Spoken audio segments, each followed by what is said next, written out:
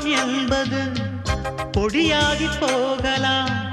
பொன்னாரமே நம் காதலு பூலோகம் தாண்டி வாழலாம். ஆகாயம் என்பது இல்லாமல் போகலாம்.